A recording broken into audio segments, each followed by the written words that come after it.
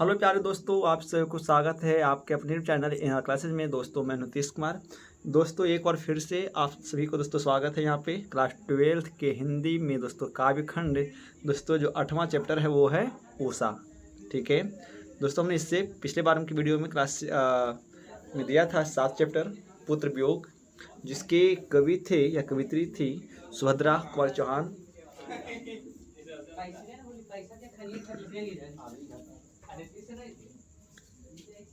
दोस्तों यहाँ पे जो 8वां पाठ जो हमसे जो लेकर आए हैं वो है उषा, और इस पाठ के जो लेख कवि हैं वो हैं शमशेर बहादुर सिंह। ठीक है, तो आइए दोस्तों हम उषा चैप्टर से जितने भी ऑब्जेक्टिव सवाल बोर्ड एग्जाम में बनता है हम दोस्तों यहाँ पर देने का प्रयास करेंगे। और हाँ, ये सभी जितने भी सवाल आपको दे रहे हैं ये सब का सब दोस्तों टारगेट बैच 2025 के लिए है। आप हिंदी में अच्छे नंबर से दोस्तों लाएँ ताकि आप फर्स्ट डिवीजन तक दोस्तों पहुंच सकते हैं।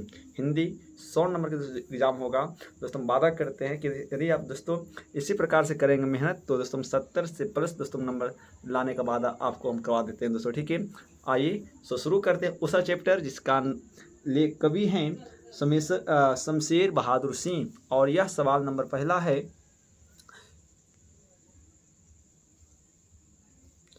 कि दूसरा सप्तक का प्रकाशन वर्ष है ना। दूसरा सप्तक का प्रकाशन कब हुआ है दोस्तों? तो वो हुआ है 1951 ईस्वी में। ऑप्शन बी सही हो जाएगा। ठीक है, सवाल नंबर 2 है कि उषा शीर्षक कविता के कवि कौन हैं? तो उषा शीर्षक कविता के जो कवि हैं वो हैं शमशेर बहादुर सिंह। ऑप्शन डी सही हो जाएगा दोस्तों। सवाल 3 की बात करेंगे। सवाल नंबर 3 क्या है?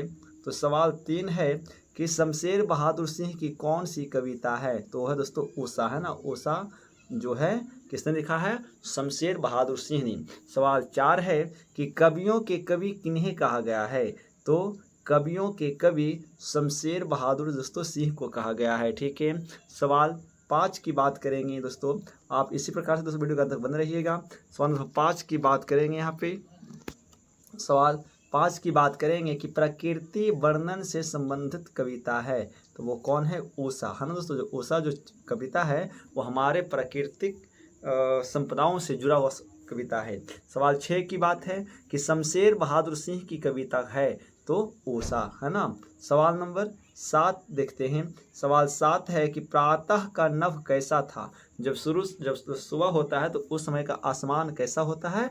तो नीले शंख के समान। ऑप्शन बी सही हो जाएगा। सवाल 8, उषा का जादू कब टूट जाता है? तो दोस्तों उषा का जो जादू है ना वह ठीक है सूर्य उदय होने पर वो टूटता है। ठीक है, ऑप्शन बी सही हो जाएगा। सवाल 9 की बात करेंगे। सवाल दोस्तों 9 जो है, सवाल 9 है कि भोर होने के साथ गृहिणी सबसे पहले कौन सा काम करती है? तो वह चौका लिपती है ना। सबसे पहले जब सुबह होता है तो जितने भी दोस्तों जो घर की गृहिणी सब जो महिलाएं सब होती है वो क्या करती है? चौका निपती है, आंगन की सफाई करती है ना। तो दोस्तों इसका जो राइट आंसर हो जाएगा वो हो जाएगा दोस्तों सी, है ना। आंगन की सफाई करती है। ठीक है, सवाल 10 की बात करते हैं। आकाश नीले राख सा कब लगता है? तो कब लगता है? प्रातः काल में आकाश जो है वो नीले राख सा लगता है। ठीक है, सवाल 11 की बात करेंगे। सवाल 11 जो है कि इतने पास अपने शीर्षक संकलन किस कवि द्वारा लिखा गया है? इतने पास जो कविता दोस्तों वो किस कवि ने लिखा है? तो लिखा है शमशेर बहादुर सिंह ने। ऑप्शन डी सही हो जाएगा। सवाल 12 की बात करते हैं। शमशेर बहादुर सिंह ने कौन सी कविता लिखी है? तो वह है उषा। ठीक है, याद रखेंगे। चलिए आगे की बात करते हैं। सवाल नंबर 13 को देखते हैं। सवाल 13 क्या कहता है कि शमशेर बहादुर सिंह को हिंदी साहित्य में क्या कहा जाता है? तो कहा जाता है कवियों के कवि, है ना जी। कवियों के कवि शमशेर बहादुर सिंह को कहा जाता है। सवाल 14 है कि शमशेर बहादुर सिंह की प्रतिनिधि कविताएं नामक काव्य कृति का संपादन किसने किया है? तो शमशेर बहादुर सिंह की प्रतिनिधि कविताएं जो है वह डॉक्टर नामवर सिंह ने संपादन किया है। ऑप्शन सी सही हो जाएगा। सवाल 15 की बात करते हैं। उषा का जादू कब टूट जाता है? तो सूर्योदय होने पर, है ना। बहुत इंपॉर्टेंट सवाल ये है, आपको सवाल को ध्यान में रखना होगा। सवाल 16 की बात करेंगे दोस्त। सवाल 16 है कि शमशेर बहादुर सिंह ने किस कोश का संपादन किया है? तो वो है उर्दू हिंदी कोश का, ऑप्शन सी सही हो जाएगा। सवाल 17 की बात करते हैं कि शमशेर बहादुर सिंह किस साहित्यकार के समकालीन थे। तो शमशेर बहादुर सिंह जो थे दोस्तों वो नागा अर्जुन साहित्यकार के समकालीन थे, ऑप्शन डी सही है। आगे की बात करते हैं, सवाल 18 की बात करते हैं। सवाल 18 क्या है कि शमशेर बहादुर सिंह की रचना किस सप्तक में आनी शुरू हुई। तो दोस्तों दूसरा सप्तक में है ना इनका कविता आना शुरू हो चुका था। सवाल 19 की बात करेंगे कि शमशेर बहादुर सिंह की कौन सी रचना नहीं है। तो वो है सतह से उठता। दूसरा सप्तक, उदिता और टूटी हुई बिखरी हुई ये सभी इनका रचना है, लेकिन सतह से उठता दोस्तों इनकी रचना नहीं है, ऑप्शन डी सही हो जाएगा। सवाल 20 देखिए, सवाल 20 क्या कहता है कि शमशेर बहादुर सिंह की कौन सी रचना है। तो दोस्तों वो है उदिता, है ना। उदिता जो है शमशेर बहादुर सिंह ने ही लिखा है। सवाल 21 की बात करते हैं कि शमशेर बहादुर सिंह ने 1978 में किस देश की यात्रा की। तो वो है सोवियत रूस का, है ना जी, सोवियत रूस की इन्होंने यात्रा किया था। सवाल 22 की बात करते हैं। सवाल 22 क्या है कि शमशेर बहादुर सिंह ने किस स्थान से बीए किया। तो वो इलाहाबाद से, ऑप्शन ए याद रखेंगे। सवाल 23 की बात करते हैं कि शमशेर बहादुर सिंह का संबंध किस विश्वविद्यालय से रहा है। तो वो है विक्रम विश्वविद्यालय उज्जैन से रहा है, ऑप्शन सी सही हो जाएगा। सवाल 24 की बात करेंगे। सवाल 24 क्या है। सवाल 24 है कि शमशेर बहादुर सिंह का जन्म कब हुआ था। तो शमशेर बहादुर सिंह का जन्म 13 जनवरी 1911 ईस्वी को हुआ है, ऑप्शन ए सही है। सवाल 25 की बात करते हैं कि शमशेर बहादुर सिंह की पत्नी का नाम क्या है। तो शमशेर बहादुर सिंह पत्नी का नाम है धर्म देवी, ऑप्शन बी सही हो जाएगा। सवाल 26 की बात करते हैं। सवाल 26 है कि कौन सी कीर्ति शमशेर बहादुर सिंह की है। तो वो कौन सा है। तो काल तुझसे हो रहे मेरी, है ना, सी सही हो जाएगा।